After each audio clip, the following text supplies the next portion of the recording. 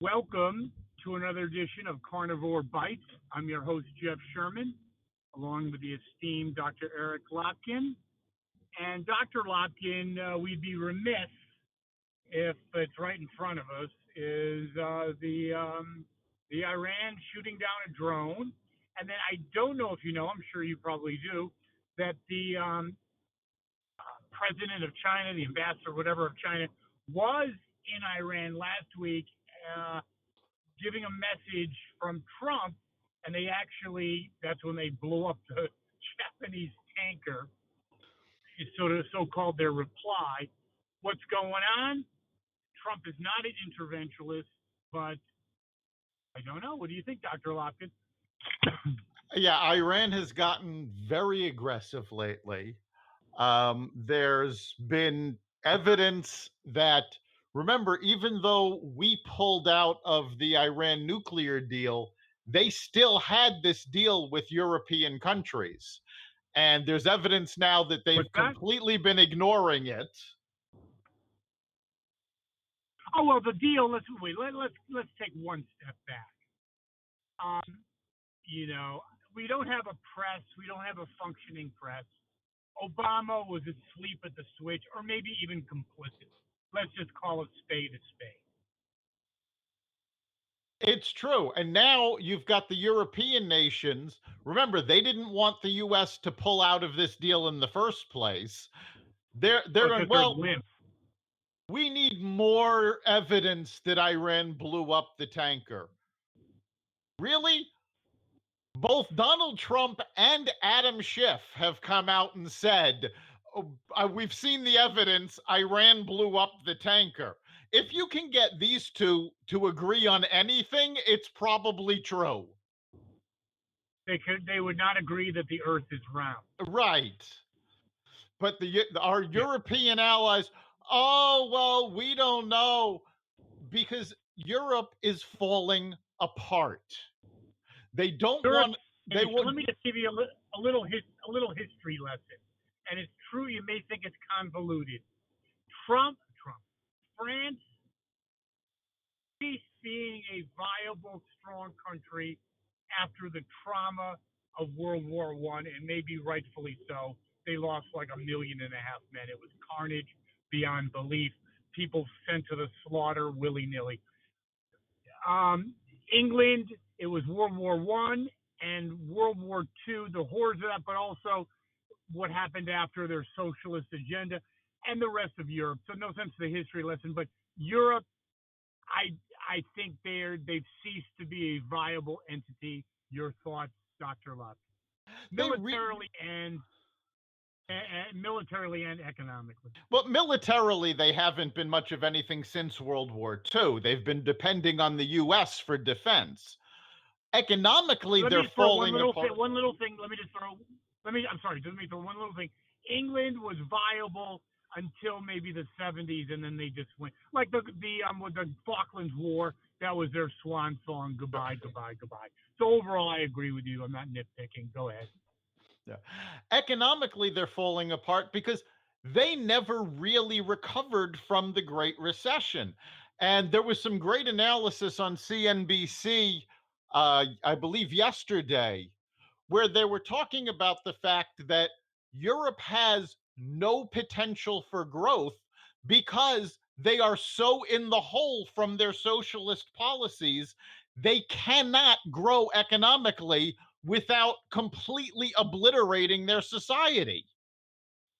Which cannot happen because if you Right. look at like France and other, they cut anything. They cut like a plumber's pension by 1%, and they have riots in the street. It's never going to happen. Exactly. And now they are stuck. They are exactly where Obama was talking about the new normal. And because he wanted Yes, socialist yes. policies here, he was going to put us in that new normal. Well, that new normal is still the new normal in Europe, and they're falling apart because of it. Okay, let's switch gears, and we're going to go back to Iran in a second. Then why is it that all the Democrats are ahead in the polls via Trump or versus Trump?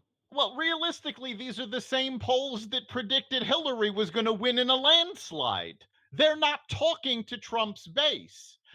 And I think the You big really think that's true, or do you think you're just wishful thinking? No, I'm pretty sure this is true because, as far as I know, I've spoken to a couple of the pollsters and they have not changed their methodology since 2016. So, if they got it wrong then, they're probably going to get it wrong now.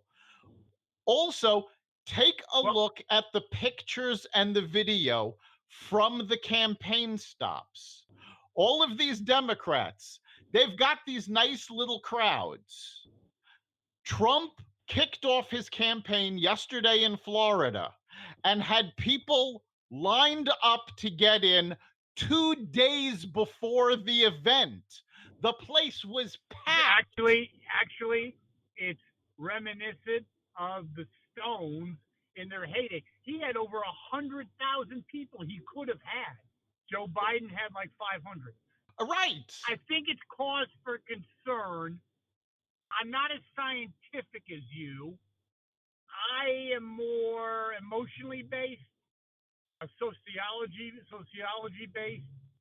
I believe that if you look at polls historically, when the incumbents in, including Clinton back in the 90s, even 94, I believe it was 96. I think it was 96. What's his name? His opponent was ahead of him, and I Bob forgot who his Dole. name escapes me. Bob But Dole was ahead of him by like 15 points. It ended up that Clinton didn't even have to really wage a case. He actually was nice to Dole. He won by it was like a huge win. It was like he crushed him. So I think the incumbent is always it's like kind of like a reaction that people have like, yeah, I'm not voting for him. So I think it's way too soon. It's 2 years. I don't think it means even if they're accurate, which you don't think they are. it's way too I don't soon. think it means a damn thing. But I don't think they're accurate. And actually, Trump's new campaign manager was interviewed on the news the other day, and he was talking about the fact that today's polling methods are not accurate. And in fact, that's why they don't use them in the campaign. They're using data mining, which is what he used in 2016, which did turn out to be much more accurate. You can't simply call up 500 people now and No, expect to that is get it. like 19. No, that was like 1995 was like the last 2000 was the last time that was. No, who has a phone? Like a Right. business has a phone. No I one mean, has a the phone. I've never the gotten method, called by a pollster. the data collection that they're using and the methodology they're using. I mean, first of all, when was the last time anybody picked up the phone when the caller ID didn't say it was somebody they knew? I would say the lower intelligence people I know that are Right. like either just don't get it. The geniuses of the world aren't picking up. No. And most of the people that I know, even if they do pick up, they hear, we'd like to get your opinion, click. Yes. They don't So it's take people these who want to polls. be interviewed. I think it's people who want to be interviewed or people with an agenda that would be hate Trumpers. Right. Speaking of hate Trumpers, so I think it's a tempest in a teapot so far. I think if I was going to bet, if you put a gun to my head, Dr. Lopkin, I believe that Trump has a 65% chance of winning. What do you think? I think that's pretty accurate. I think you also have to remember that in Obama's first election, at this point in the election cycle, half the country didn't know who he was. So Yes. you really can't use polling at this point in time. Okay, fair enough. Now, speaking of Trump haters, this is purely emotionally based, so I'd like your opinion. I think the impeachment fervor is dying off. What is your honest opinion? It does seem to be dying off. In fact, going back to these polls, assuming that these polls are actually skewing Democratic, every one of them is saying that on average 60% of the country just wants it to end. And I cannot see, unless you're a real Trump hating nut, I just can't believe you would be like, I mean, I'm not even, I'm like, I can't do it anymore. I'm sick of it. I can't do it. So I'm assuming most of the country Most that way as well. If they're not, they're insane. most people are absolutely sick of the impeachment. They're sick of the Mueller report. Enough is enough. Let it go and move on. Yes, I would agree. Now, getting back to Iran, what do you think, Dr. Lopkin, will happen? I don't know. A few hours ago, Trump made a very cryptic comment just saying Iran just made a major mistake. I don't know what Let's look at this. No, this is interesting to me. Lindsey Graham is one of his big allies now. Yeah, I know during the campaign and maybe early in his administration, they were not best buds, okay? They're best buds. He's one of Trump's biggest allies. Yeah, and Graham has become a huge Trump supporter. And vice versa. Trump needs him and vice versa. Basically, Graham said Trump has to act. I mean, I'm paraphrasing big time. He said he's got to do it. What do you think? Yeah, Trump earlier on basically stated that he did not want to send troops because he doesn't want to get into another Iraq quagmire. I think Iran is taking advantage of that and they're forcing his hand. We've already got troops in the Straits. I don't think he would send troops. I think he would, knowing Trump, not do one of these Obama little pinpricks. I think he would send a massive airstrike against Iran that would show them who's boss. What do you think? I think that's probably the most likely military tactic. It's not going to be. It's not just going to be. Not going to be Tomahawk missiles. I don't see. I see that as he has to send the signal of overwhelming force. Well, basically, it's well overdue. We've already got aircraft carriers in the area, so we'll see if he starts sending more carriers. I think certainly. How do you not do anything about this? How do you not? He's got to do something. He's got to do something. Do you really agree with that? He has to do something. The question is, does he have to do something militarily? Are there economics he can use? Are there other ways to put pressure on them? That I don't know. But something has to be done. Good point. I would say we have sanctions. First of all, enough. Who cares what the European? If I was, we don't need the Europeans. We really don't. I would say either you. Something. I'll be radical with you because I really do believe this. I don't think we even should be in NATO. How does that sound? What are we doing? These countries. It's 70 years after World War II. These countries should be completely able to defend themselves. Enough wet nursing.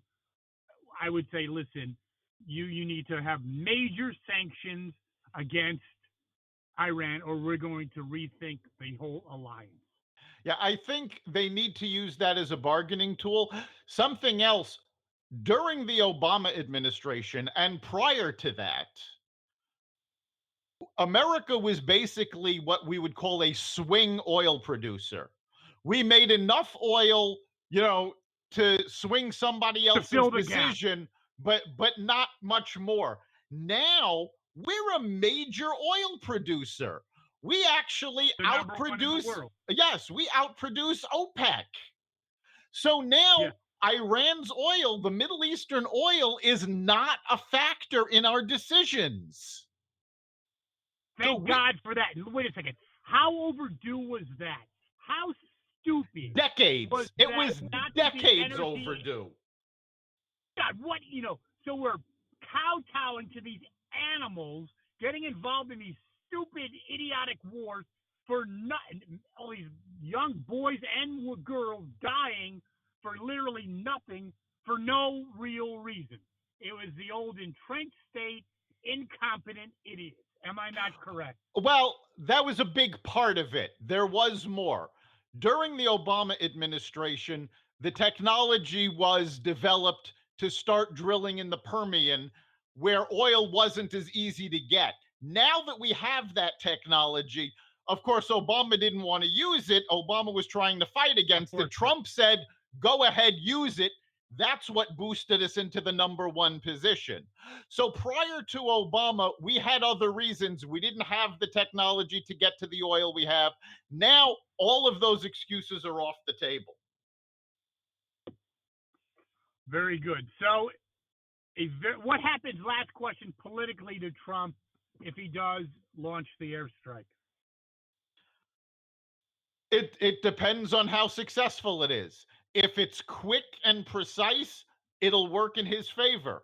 If we get bogged down like we have traditionally in the Middle East, it's going to work against him. Agreed. Great edition of Carnivore Bites. See you next week. You've been listening to Carnivore Bites, part of the Exvadio Podcast Network. You can catch us every week at exvadio.com/podcasts, on the iHeartRadio app, the Apple Podcasts app, the iTunes Store, Spotify, and wherever you find podcasts. You can also catch us live every Friday at 4 on WESU FM 88.1.